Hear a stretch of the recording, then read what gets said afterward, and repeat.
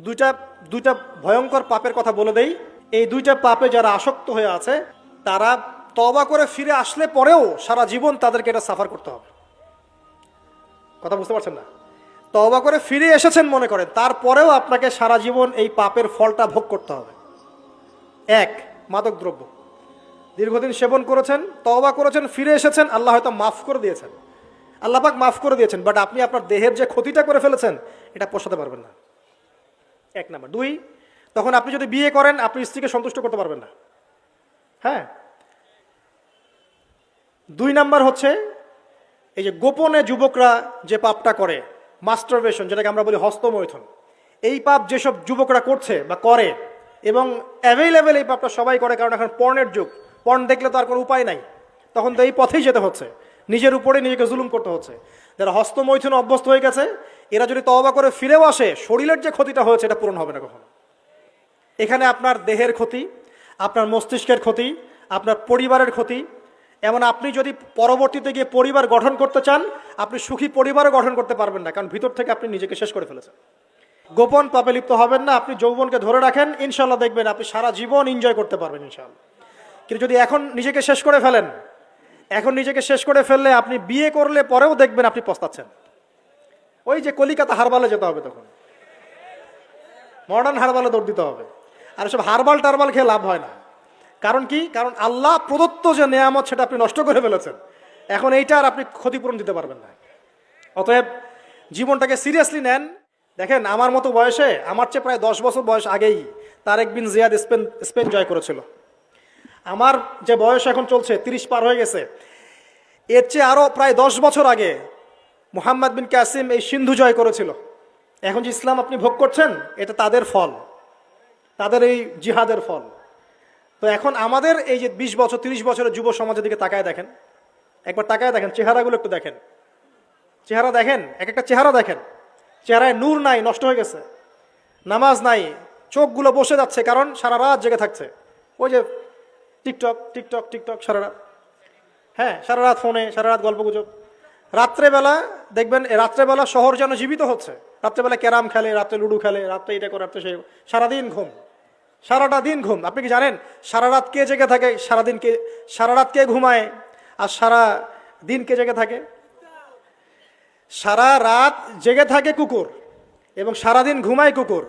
আর দেখবেন আপনি বিড়ালকে দেখবেন, ও কিন্তু রাত্রে ঘুম এবং দিনের বেলা সে অ্যাক্টিভ। পাখিকে দেখবেন, পাখি সন্ধ্যা হলো একদম ঘরে, যেই সূর্য ডুববে পাখি একদম ঘরে, দেখেন না? পাখি ঘরে। আর যেই ফজর হবে পাখি বের হয়ে গেল।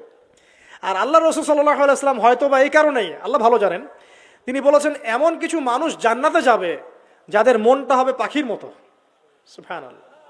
দেখেন পাখি কি করে, একদম সন্ধ্যা হলো ঘরে ঢুকে গেল, যেই ফজর হবে একদম ফজরের আগে আগে সে বের হয়ে গেল।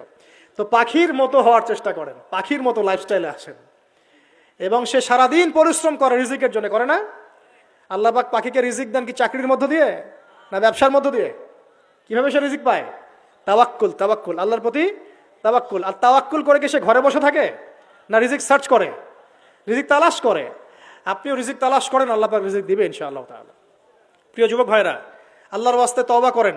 যারা যারা মাদকদ্রব্যের সাথে সংশ্লিষ্ট আছেন বা থাকার সম্ভাবনাও ছিল, এর ধার কাছেও যাবেন না। ওয়াদা করছেন তো? এবং গোপন পাপে লিপ্ত হবেন না।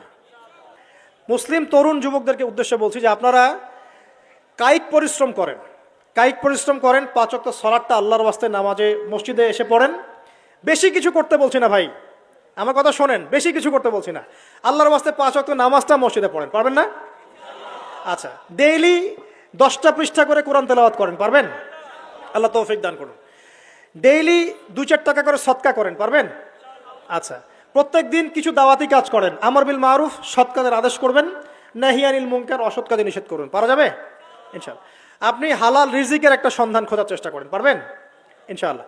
পড়াশোনায় নিজেকে ব্যস্ত রাখেন, লেখাপড়ায় নিজেকে ব্যস্ত রাখেন। যদি এর পাশে আপনি সময় পান, আমি বলবো আপনি খেলাধুলা করেন। যদি সময় কিছু বের করতে পারেন, কায়িক কিছু পরিশ্রম করেন, প্রয়োজনে কিছু কসরত করেন, জিম করেন, খেলাধুলা করেন, তারপরেও পর্নে যায় না, তারপরেও গার্লফ্রেন্ডের পিছনে সময় নষ্ট করেন না, তারপরেও যে টিকটক, ফেসবুক, ইউটিউব নিয়ে পড়ে থাকেন না। ওগুলোর চেয়ে খেলাধুলা করা অনেক ভালো আছে। অ্যাটলিস্ট আপনি ফিজিক্যালি ফিট থাকবেন। অনেকে বলতে পারে যে এটা না করলে হয়, এটা বাজে কাজ, সময় নষ্ট। আমি মনে করি এখনকার যুবকরা যেসব পথে সময় নষ্ট করছে এর চাইতে অ্যাটলিস্ট খেলাধুলা করলে ভালো ছিল। একটা সময় ছিল না, আজকে থেকে 10 বছর আগে প্রচুর খেলা হতো না? ক্রিকেট হতো, ফুটবল হতো, এই ব্যাডমিন্টন হতো শীতকালে, তাই না?